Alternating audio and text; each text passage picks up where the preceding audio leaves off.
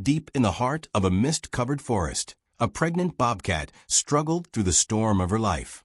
Thunder cracked, rain poured like the sky itself was falling apart, and beneath an ancient oak, she prepared to bring new life into a dying world. When rangers were called to the scene, they expected tragedy, but what they found was something else entirely. A miracle of nature's raw courage, a mother's love that defied death itself. This is the story of survival instinct, and the storm that revealed the most powerful bond in the wild, a mother's will to live. The forest that night was unrecognizable, trees bent under the weight of the wind, and thunder rolled through the mountains like a growling beast. Rain lashed against the earth, turning trails into rivers and hollows into pools of darkness. Deep within that chaos, beneath a broken cedar tree, lay a female bobcat, breathing fast, trembling, and heavy with life. She had wandered for hours, searching for safety, but the storm was merciless. Her paws sank into the mud, her sides rippled with contractions, and every flash of lightning revealed her desperation. Her body shook, not from fear, but from exhaustion. She was going into labor. In the ranger outpost 5 miles away, a radio crackled through the static. Possible injured animals spotted near Ridge Creek, might be a bobcat, came the voice of a camper. Ranger Sarah Holt, experienced and calm under pressure, stood from her desk. She knew that area, steep terrain, unstable during storms. But she also knew what that sound on the radio meant. It wasn't just another wildlife alert. It was a call for help, and time was running out.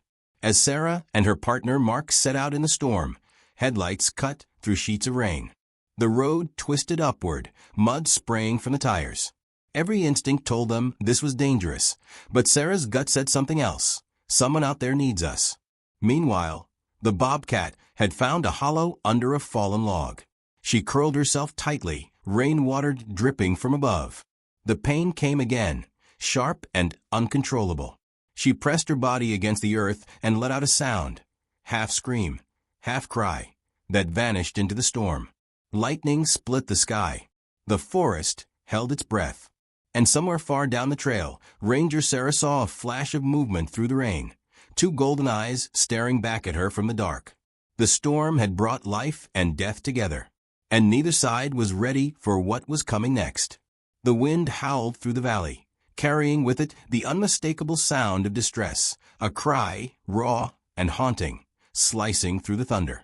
Sarah stopped the Jeep, gripping the steering wheel. "You heard that?" she asked. Mark nodded, eyes wide. The sound came again, faint but desperate. They stepped out, flashlights cutting through the rain. Every step sank ankle-deep in mud, the storm wrapping around them like a living thing.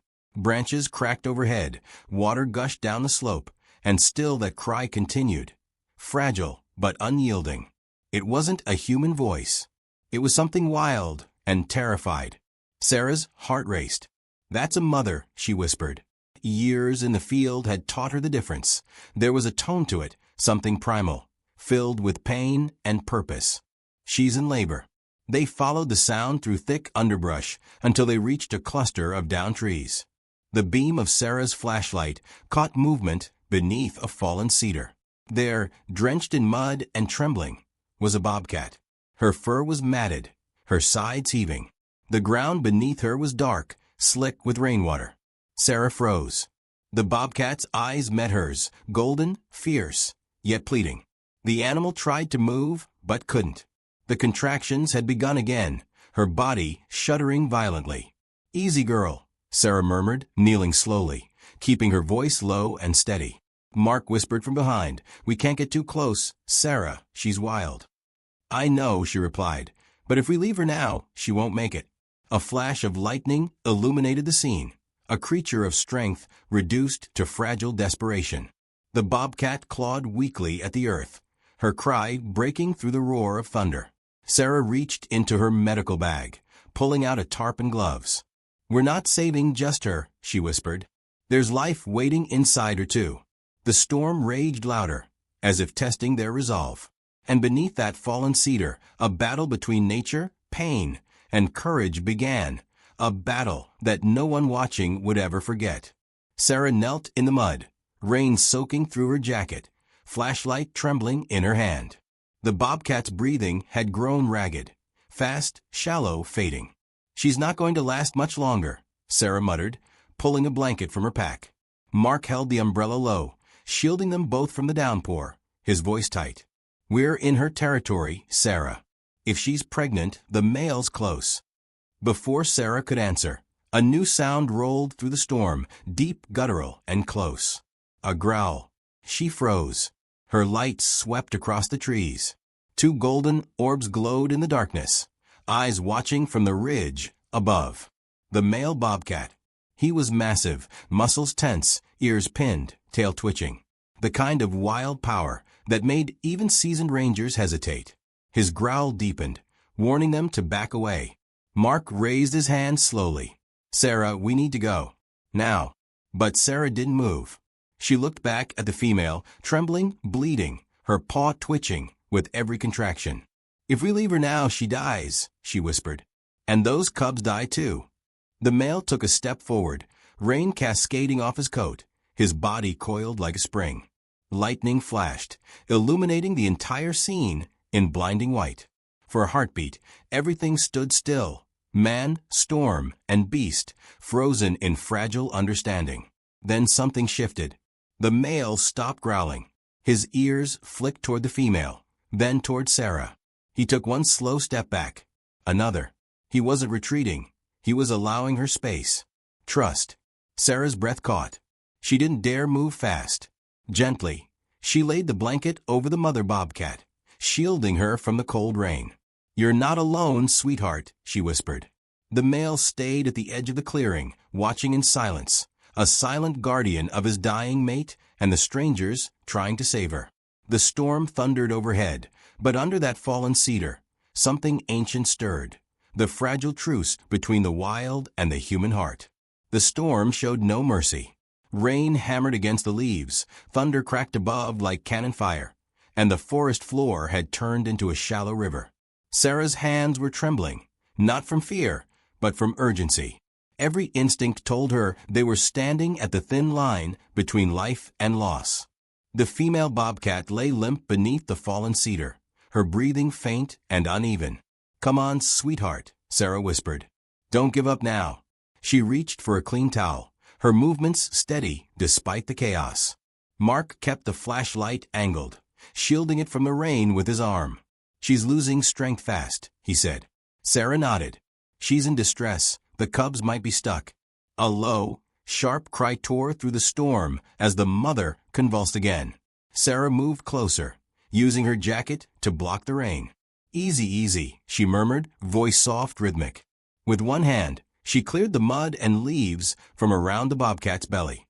Then she saw it movement, a small, slick shape struggling to emerge.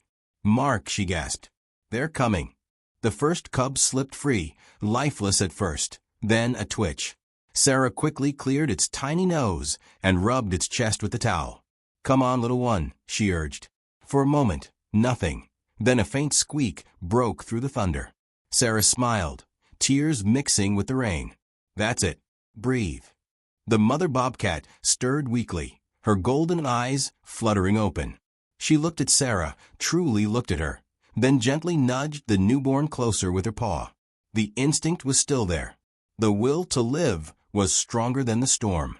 Minutes later, a second cub followed, then a third, each one fragile, yet burning with life. Sarah wrapped them carefully in a dry cloth and placed them near their mother's belly.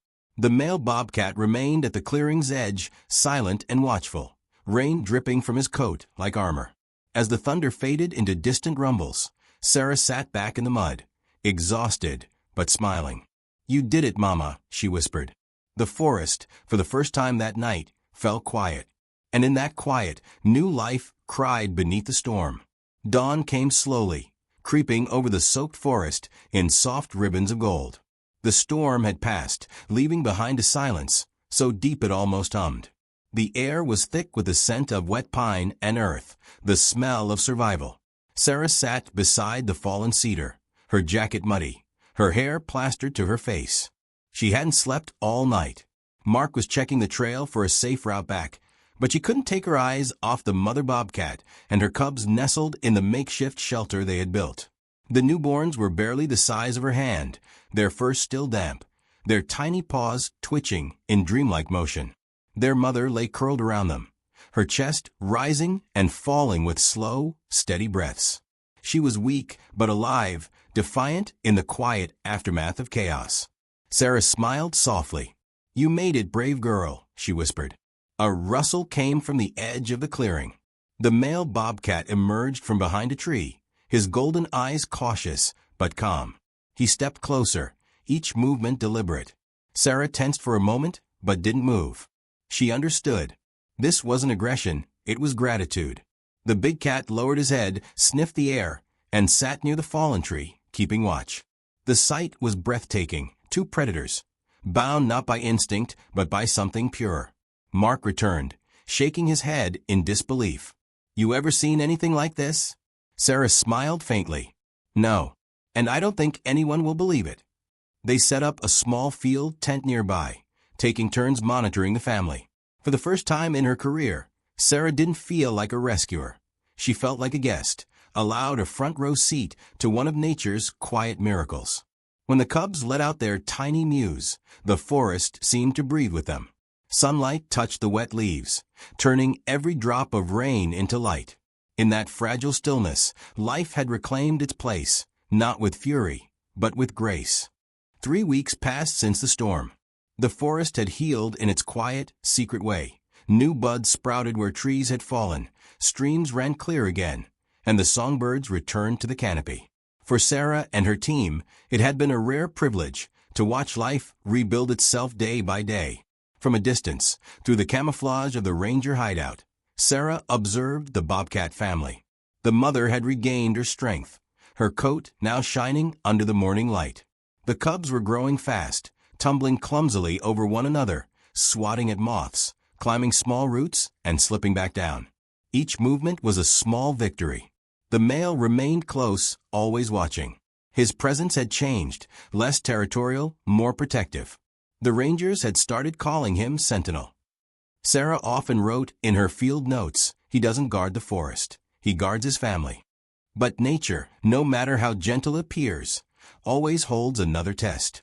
One morning, as fog rolled through the valley, Sarah noticed something unusual. The mother was pacing near the edge of the clearing, her body tense, ears flicking. The cubs huddled together, eyes wide. Then came the sound, low, guttural, echoing through the pines. A cougar. Sarah's pulse spiked. She raised her binoculars, just in time to see a large shadow moving behind the trees, sleek, powerful, hunting. The bobcat mother hissed, stepping in front of her cubs, fur bristling. Sentinel appeared a heartbeat later, silent as the mist, sliding between her and the threat. The cougar stepped into view, muscles rippling beneath its tawny coat. It was easily twice their size. For a long, terrible moment, the forest went still, predator facing predator, silence trembling in the air. Then Sentinel roared, a sound that split the valley. The cougar hesitated, then vanished into the fog. Sarah exhaled shakily, lowering her binoculars. "He faced down a mountain lion," she whispered, "for his family." And at that moment, she realized something she'd never seen before. The wild wasn't cruel. It was devoted, fierce, sacred. Winter melted into spring, and months passed since the storm that had changed everything. The rangers' temporary camp was long gone, and the forest had reclaimed every sign of their presence. But for Sarah Holt, that place beneath the cedar had become sacred ground. She returned one misty morning, her truck rumbling down the same muddy trail, sunlight dripping through the canopy. The air was still cool, filled with the smell of pine and new rain. As she stepped out, a deep quiet greeted her, the kind that only ancient forests know. She carried no camera, no tranquilizer, no gear. Just a journal. "One last visit," she whispered. The clearing looked almost untouched now, grass growing where the storm had torn the earth apart. But then, just as she crouched beside the old fallen cedar, she saw it, paw prints. Fresh ones. Smaller than before, but familiar. She followed them a few steps until the underbrush shifted. A flash of gold. A shape. The mother bobcat stepped into the sunlight, stronger and more radiant than Sarah remembered. Her coat shimmered in the light, her muscles lean and healthy. Behind her, 3 nearly grown cubs watched curiously, their eyes bright with intelligence and trust. Sarah froze, breath caught in her throat. The mother looked right at her, not afraid, not defensive, just knowing. For a long moment, the two simply watched each other. The forest around them faded into stillness.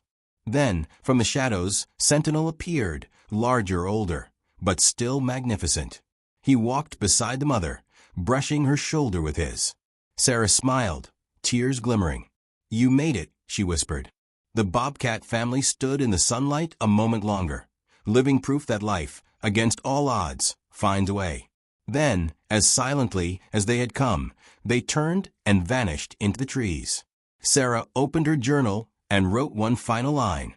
"We came to save them, but maybe they were the ones reminding us how to live." The wind rustled through the pines, carrying her words away, and somewhere deep within the forest, the wild purred back in answer.